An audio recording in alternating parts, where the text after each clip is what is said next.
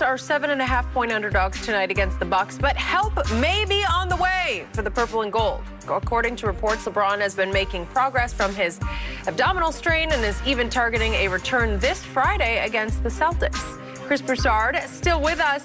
Chris, can LeBron turn the Lakers back into a championship team? Yes. Can he? For sure. A championship contender. I'm not predicting they'll win it with LeBron, but definitely they'll be one of those few teams in the hunt. The concern, of course, with LeBron is will he stay healthy?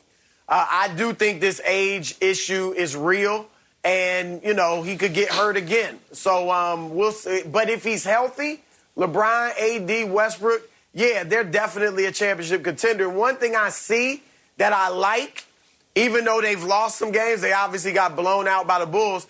I like that Westbrook, even with LeBron, is not playing exclusively point guard.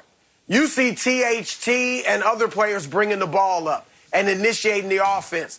And sometimes it's Westbrook, but not all the time. And that means when LeBron comes back, he'll be on the ball a lot. And Westbrook will be off the ball. I think Westbrook is getting more acclimated to being off the ball, moving a little better off the ball, cutting to the rim a little bit better.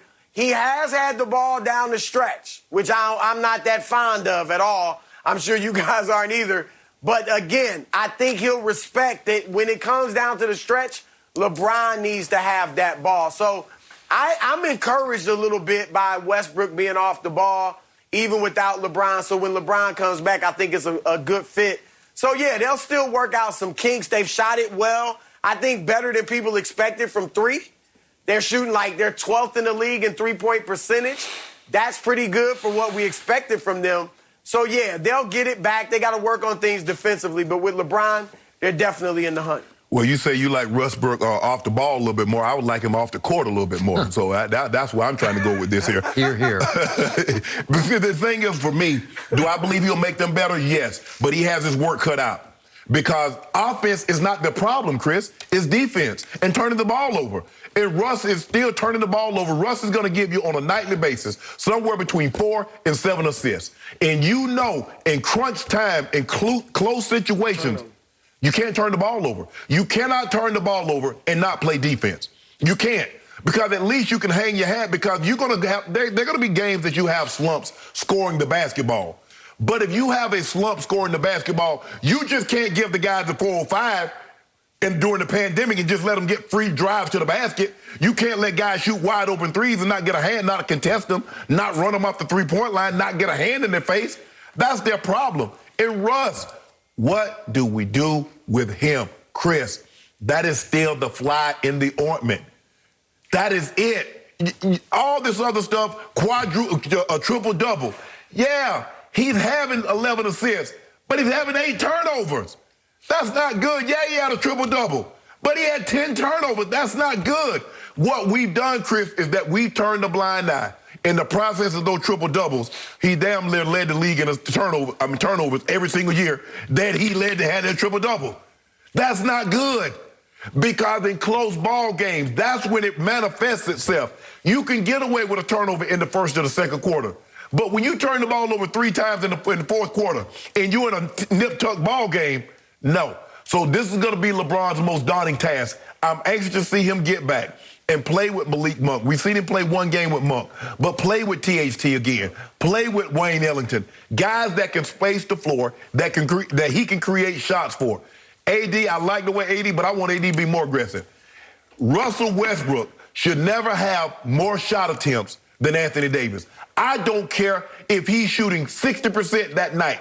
He shouldn't have more shot attempts than Anthony Davis, period. Okay, Chris Broussard, you shocked me with your take because you indicate that Russell Westbrook is actually heading north. Westbrook is heading north, and both Shannon and I think he's already headed completely south on the 405 to the point that we would like to see him out of town. So I ask you, as I said before the year, he's solo act, stat machine, high turnovers, blast to watch, sometimes for all the wrong reasons, and we have concluded, Shannon has concluded as the #1 LeBron Laker fan, that if possible, before the trade deadline, he would like to see Westbrook out of here, see him gone, because it would clarify everything. And I still like the roster. I would like it more if you just said Westbrook was gone. I don't even care what you get in return for him. If you get nothing in return, I would still like LeBron's chances with the rest of the roster than LeBron's trying to overcome win in spite of Westbrook. What are the odds to you, Chris Broussard, of this team actually getting rid of Westbrook? 0. Well, first of all, look, I think you got to give him more of a chance with LeBron. All right, we know they haven't played many games together. Westbrook has shown this in his new places that he's been traded to. He's gotten better later in the season, right? We saw it in Houston.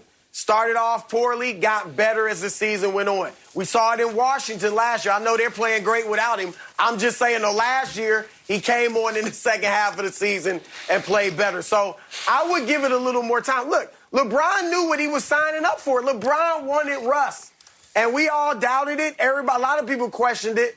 LeBron knew this is how Russ plays. LeBron's a student of the game. He watches tape on other players. He knew what he was getting. So I just think you mentioned the turnover, Shannon. Obviously, it's a problem. But you got to get the ball out of his hands more. And I think when LeBron is back, that will be the case. LeBron's got to take the ball. It's LeBron's team. He won it. I'm serious. And that's what they got to do. Now, if it doesn't work out, if LeBron can stay healthy and play the next couple of months and it's just not working out, then you can try to move him. But let's be honest. Who's taking him and that contract? And people were shocked that the Wizards could trade him.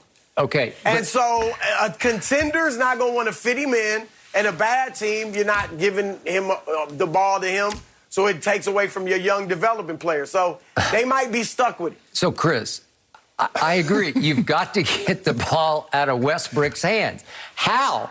He lives for the ball in his hands. It's who he is, who he's always been.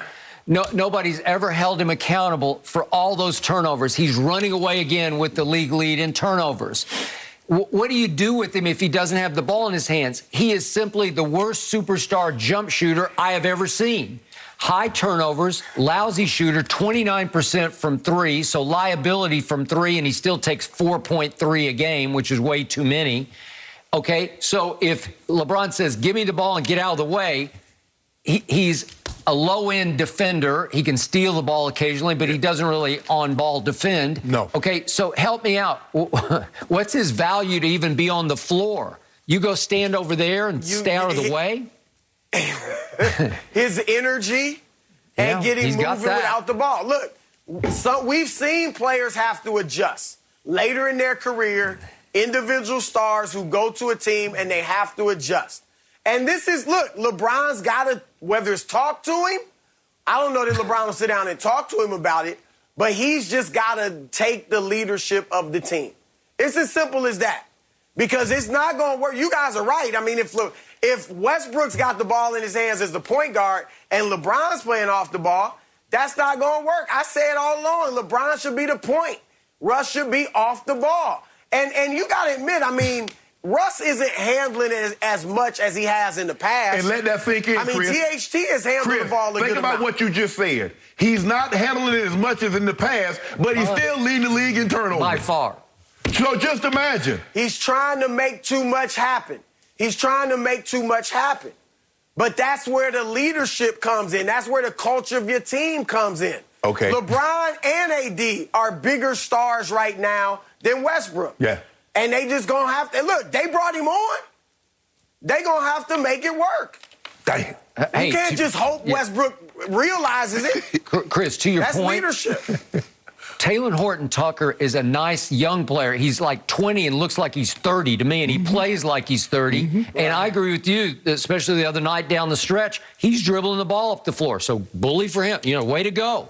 So he's a better fit with LeBron and AD.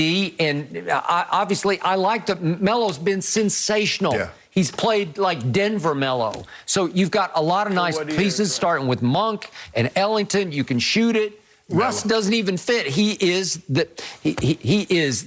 fly. It's like a super fly in the ointment, right? Yeah. All right, Chris, we need you for one more. It's a challenge. Okay, it is a challenge, and I do want to get your thoughts here. Did Steph Curry just send a message to the rest of the league that the Warriors are ready for another title run? Is that what we're seeing? Let's go there next. No mercy.